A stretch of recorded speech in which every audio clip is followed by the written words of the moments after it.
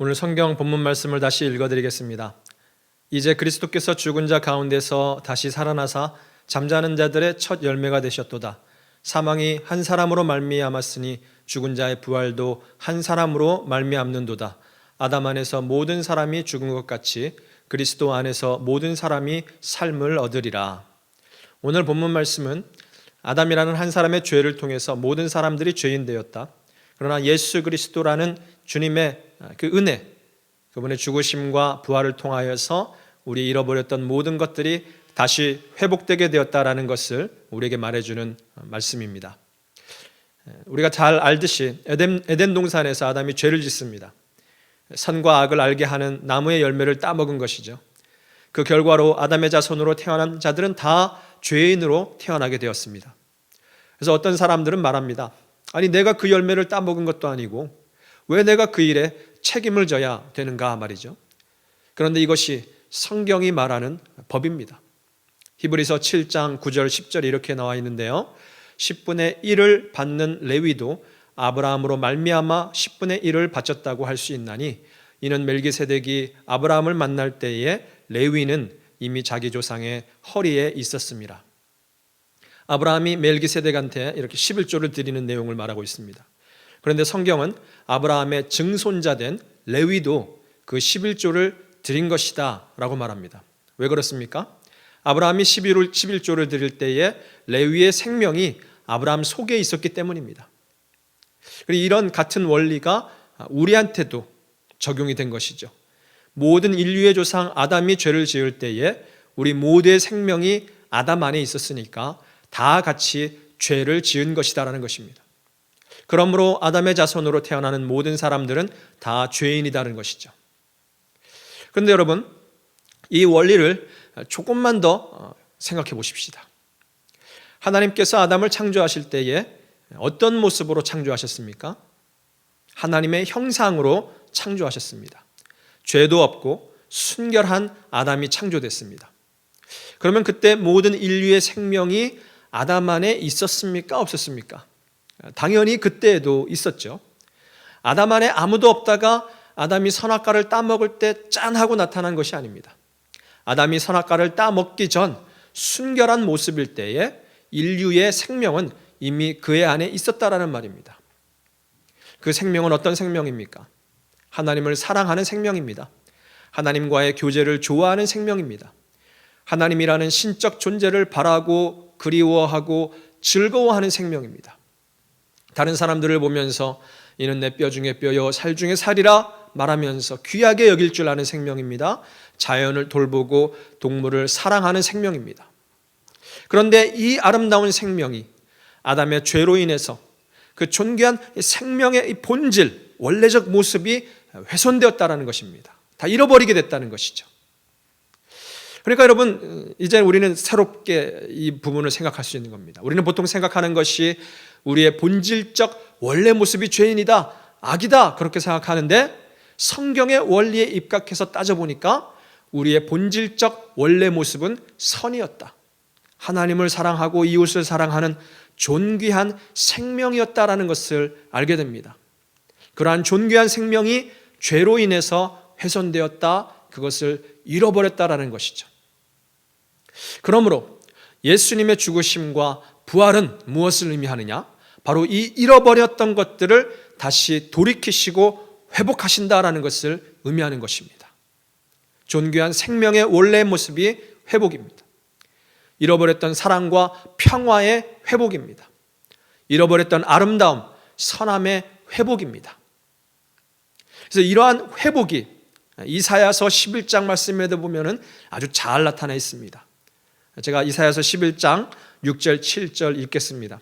그때 이리가 어린 양과 함께 살며 표범이 어린 염소와 함께 누우며 송아지와 어린 사자와 살찐 짐승이 함께 있어 어린아이에게 끌리며 암소와 곰이 함께 먹으며 그것들의 새끼가 함께 엎드리며 사자가 소처럼 풀을 먹을 것이며 노아의 방주 이전엔 모든 동물들이 다 풀을 먹으며 사이좋게 살았습니다. 사자와 양이 함께 놀았습니다. 표범과 사슴이 함께 달리기를 하며 놀았습니다. 모두가 함께 먹고 함께 사는 식구였습니다. 이것을 창세기 말씀도 똑같이 이렇게 지지하고 있습니다. 창세기 1장 30절에 또 땅의 모든 짐승과 하늘의 모든 새와 생명이 있어 땅에 기는 모든 것에게는 내가 모든 푸른 풀을 먹을거리로 주노라 하시니 그대로 되니란 말이죠. 모든 동물의 먹을거리가 뭐였다고요? 풀이었다. 이게 맞는 말인 것이죠. 그렇지 않았다면 노아와 모든 동물들이 방주 안에서 1년 넘게 생활했는데 방주에서 그 기간이 끝나서 다 나올 때 초식 동물들은 다 사자나 호랑이한테 잡혀 먹히고 말았을 것입니다. 모든 동물들이 풀을 먹고 사자가 그리고 어린 양이 함께 뛰놀았던 그 아름다운 관계, 이러한 모든 것들이 죄로 인해서 깨어져 버리고 잃어버렸던 것이죠. 그러나 예수 그리스도를 통해서 새 하늘과 새 땅이 우리에게 이루어지는데 그때면 이러한 모든 아름다운 모습들이 어떻게 회복될 것이다. 잃어버렸던 이 모든 것들을 회복해 주실 것이다. 이사야가 그것을 보고 예언했던 것입니다. 그러므로 여러분, 예수 그리스도의 죽으심과 부활, 그것은 무엇을 의미합니까? 바로 이런 잃어버렸던 것들의 회복을 의미하는 것입니다. 오늘 본문 말씀에서도 우리가 아담의 죄로 인해 잃어버렸던 이 모든 것들을 예수 그리스도의 부활의 그리고 죽으심과 부활의 은혜를 통해서 우리에게 다 회복되게 되었다, 우리에게 다시 주어진 것이다 라고 말하고 있는 것입니다. 이러한 모든 것들을 가능케 했던 예수님의 죽으심과 부활을 이제 조금 우리 함께 보도록 하겠습니다. 먼저 예수님의 죽으심을 생각해 보십시다. 예수님의 죽으심에서 강조되는 것은 그분의 피 흘림이십니다. 예수님은 완전한 피를 흘리심으로 아담으로부터 시작되었던 우리의 죄를 완전히 씻어주셨습니다. 레위기에 보면 제사장이 제물을 죽여서 그 피를 7번 뿌립니다. 7은 완전한 수를 상징합니다. 이것은 앞으로 오실 예수 그리스도께서 이 땅에 완전한 피를 흘리실 것을 상징했던 것이죠. 레위기 4장 5절 6절, 기름 부음을 받은 제사장은 그 수송아지의 피를 가지고 회막에 들어가서 그 제사장이 손가락에 그 피를 찍어 여호와 앞 곧 성소의 휘장 앞에 7번 뿌릴 것입니다. 이와 같이 예수님은 이 땅에 오셔서 7번 완전한 피를 흘리심으로써 우리의 모든 죄를 완전하게 씻어주셨습니다. 그것을 좀 보면 난지 8일 만에 할례를 받으실 때 첫 번째 피를 흘리셨고, 겟세마네 동산에서 땀이 빗방울처럼 떨어졌다라는 표현을 통해서 이것이 두 번째 피로 의미가 됩니다. 세 번째 피는 체포되시어서 매를 맞으실 때 잔인한 그 매를 맞으시면서 세 번째 피를 흘리셨고, 머리에 가시면류관을 쓰시면서 네 번째 피를 흘리셨고, 그 손에 못이 박히면서 다섯 번째 피, 발에 못이 박히심으로 여섯 번째 피를 흘리셨고, 옆구리에 창을 찔리심으로 일곱 번째 피를 흘리셨습니다. 완전한 피를 흘리시어 우리의 모든 죄를 완전하게 해결해 주셨습니다. 이 모든 일들을 이루시고 드디어 예수님은 부활하셨습니다. 우리의 모든 죄, 모든 것들을 다 해결하신 예수님, 이제 이 죽으심과 부활을 통하여 모든 잃어버렸던 것들을 회복시키신 우리 주님이십니다. 이제 예수 그리스도를 믿는 우리 안에는 이런 아름다운 생명의 회복이 이루어지게 된 것입니다. 이제는 새로운 생명을 받은 우리, 원래 이 모습을 회복한 우리에게 주어진 사명은 무엇일까요? 그것은 바로 내 안에 회복된 이 생명, 내 안에 회복된 이 하나님의 형상을 끝까지 지켜내며 사는 것이죠. 사탄은 이 생명을 다시 파괴하려고 합니다. 그래서 우리를 유혹합니다. 죄를 짓게 만들고 회복된 이 생명을 훼손시키려 합니다. 여러분, 우리가 보통 많이 듣는 얘기가 생명 존중하는데 생명 존중이 다른 게 아닙니다. 우리 안에 회복된 이 생명, 하나님의 형상을 훼손케 하는 것들을 철저하게 거부하는 것, 이것이 진짜 생명 존중입니다. 여러분, 다시 한번 말씀드립니다.